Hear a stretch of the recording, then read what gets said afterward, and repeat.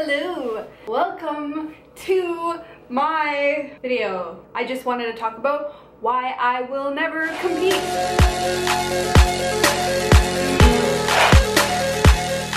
I will never compete because I don't want to go through all of the mindset issues that come from competing. And I say mindset because there are three main categories that I thought in my head that all kind of relate to mindset. One is food obsession, 2 is binge eating, and 3 is body dysmorphia. So all of those three are the main things that I kept coming back to when I was trying to organize my thoughts in my head, which, by the way, this has been like a topic nagging on my mind for a very long time. Many of you ask if I compete, will I ever compete, la la la la la, and I've never really been able to give a solid answer. I just kind of roughly explain. So this is me trying to explain myself, and please remember these are my thoughts, my own opinion, and just how I generally feel about competing as a whole. But also there are a select few people that I know of who actually can compete. The way they approach it, the way they treat it like a sport and not some kind of beauty pageant competition against another female ego boosting kind of thing. It's just their profession and they can do it, and good for them. But for like the 97% of the other people who compete, those are the people I'm mostly referring to, especially those who are new to fitness and doing a show just to get in the best shape of life.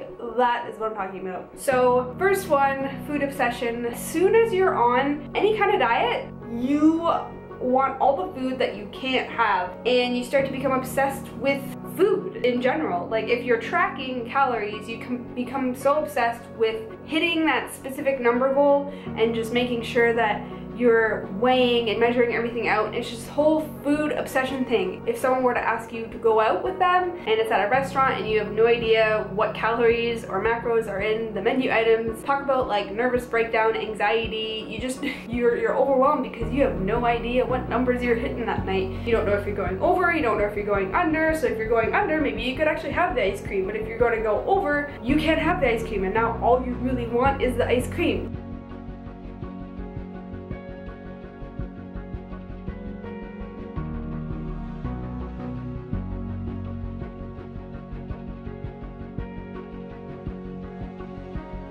It's this vicious ball of just like, you're just so obsessed, you don't even want to live your life outside of the box of what you know you can and can't have. And I know this because I've been through that for experimental purposes, and mentally I have experienced what it's like to feel restricted and deprived, and just observe from afar, looking back on it, how your mind just kind of plays with you and plays tricks on you, and how food is now on this pedestal and everything else in your life is on this back burner. So it just becomes this poisonous thing in your life that your whole day revolves around what you're going to eat, when you're going to eat, how much cardio or weight training do you have to do to make up for what you may have overeaten, etc., etc. The list goes on. It's just this one big ball of obsession, and it's not healthy at all.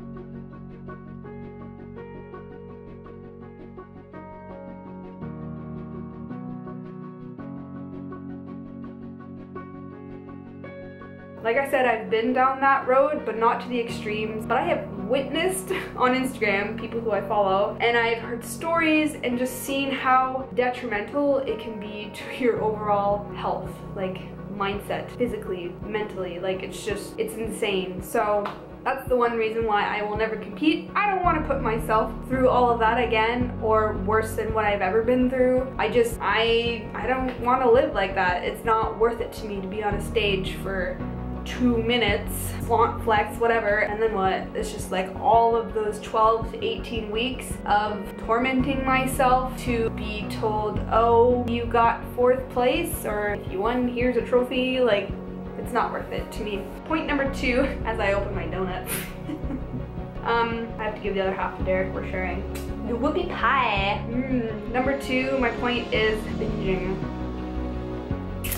Have you ever done your diet so perfect and on point that when you reach the end of the week, your mind is like, oh, you did so well.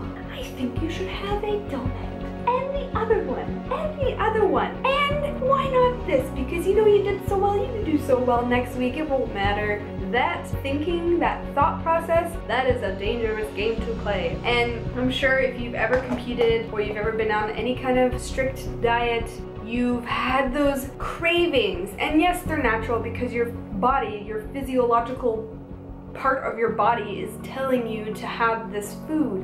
And more often than not, it's always going to be the dirty carbs that your body wants.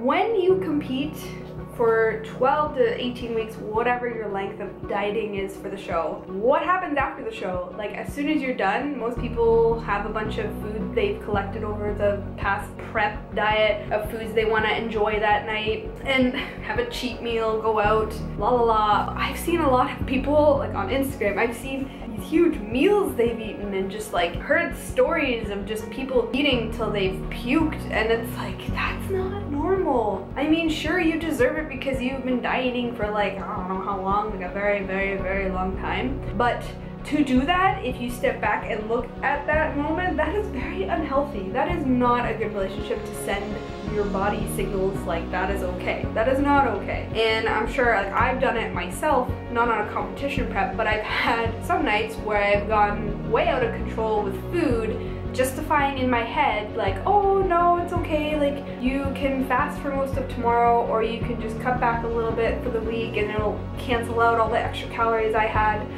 Or you can just have a really intense workout and maybe do some cardio in the morning. Just little things like that where you feel like you can get away with. Lower part of your brain is like telling you, oh, it's okay, you deserve it, la la la. And that is not something you can tough your way out of. It is something you can't just tell yourself you won't do it, because in that moment, it is so hard to not give in. And that is just something I see happen all the time with people who have just finished a show and they eat and they eat and then they say, oh, I won't eat, and they restrict and they eat and they restrict, and it's this huge cycle of like back and forth and up and down, and a lot of people gain weight. Have you seen competitors who have blown up 15, maybe even 30 pounds, 40 after a show? It's a real thing. It is something created because of the amount of restriction and stress you've put your body through. It's almost inevitable to just like want to eat everything after a show, and if you give into it, it becomes this very strong habit that is hard to break. And the mentality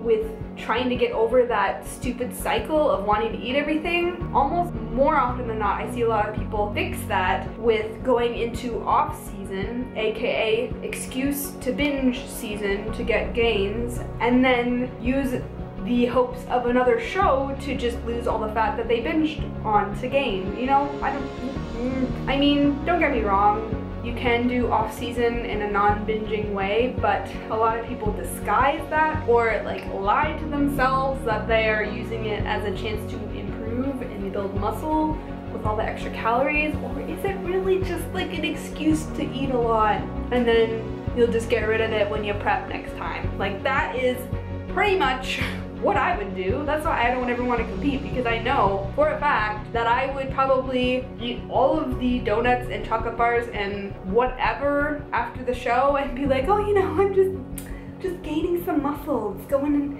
in my muscles. Yeah, I don't want to do that. It's not worth it. I'm fine the way I am. I have my good days, I have my bad days, but I know that I am in a good place and I don't want to ruin that. Okay, I need a bite of this.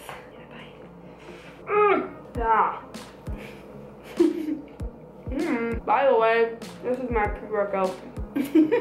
Half of a whoopie pie donut. Oh no. I sound like Trisha Paytas with her mukbang. It was really good. I'm not doing this right now. Save the other half for after my rant.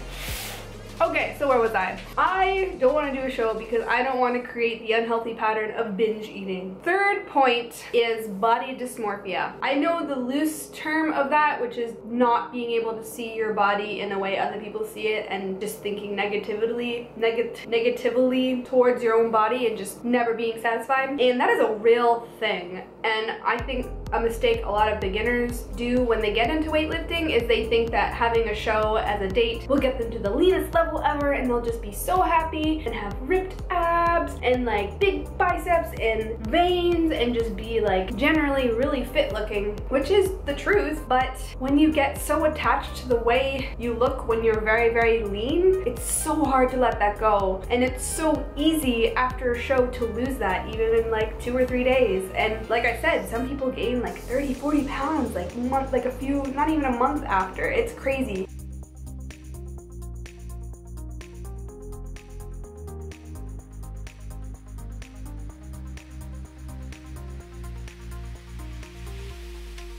And so that kind of goes hand in hand with the other two I mentioned, with the food obsession and the binging, and it's just, it would be so hard to maintain that lean level without suffering from those. And obviously eating more food is going to put a little more body fat on you, and it's hard to see that happen in front of your eyes. Like when you get to a really, really lean level, even gaining like 2 or 3 pounds, you can notice, and it's hard. And I've probably never been under 15% body fat, but I have struggled with seeing my body change even 5 pounds, like fluctuating, and it's so hard, and I'm never ever truly satisfied with the way that my body is most of the time. And that is another thing I'm working on. I still struggle with it. But to put yourself through a show and to think that you will be happy when you get there, I don't even know what to say. If you're not happy with the way your body is right now, you're probably not going to be happy when you're like really shredded and then you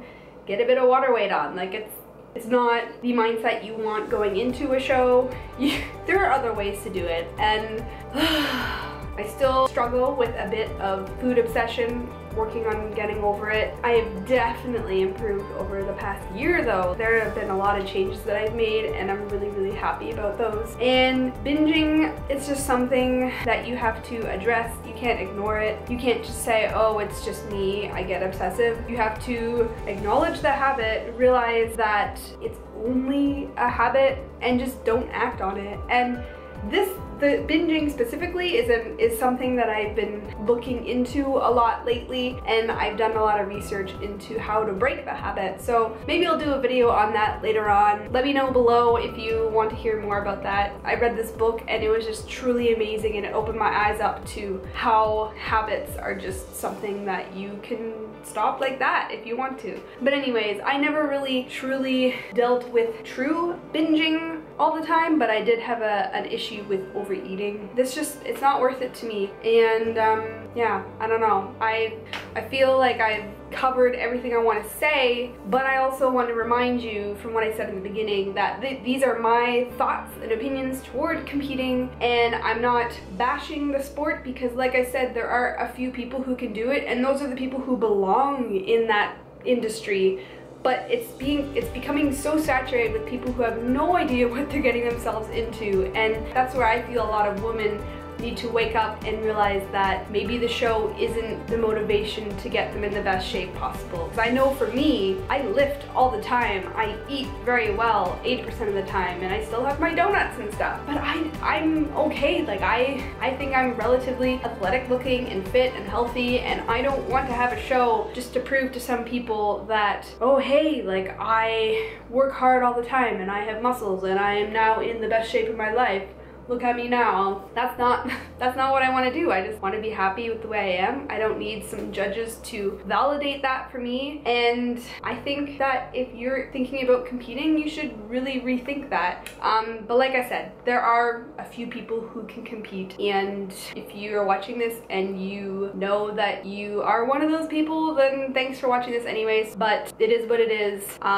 Anyways, I gotta finish my other donut. Thank you for watching. I hope that Like, I feel like there's a lot of stuff I didn't say as well. Like, Anyways, if you have more questions about why I chose never to compete, please tell me below, ask me below. I will for sure get back to you. Maybe I'll do another video, or maybe I'll do a Q&A. I just want you to understand that you don't have to compete to be in the best shape of your life. You can just be in the best shape of your life because that's why. And yeah, so give this video a thumbs up if you liked it. I'm grateful that you watched this much of it.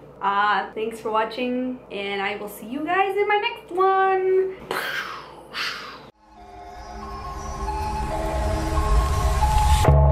Crashing, hit a wall. Right now I need a miracle. Hurry up now, I need a miracle. Stranded, reaching out. I call your name but you're not around. I say your name but you're not around.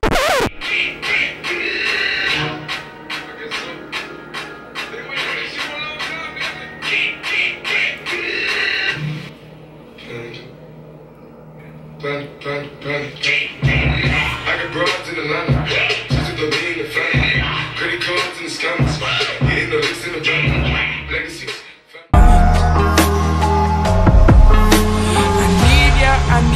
I need you right now.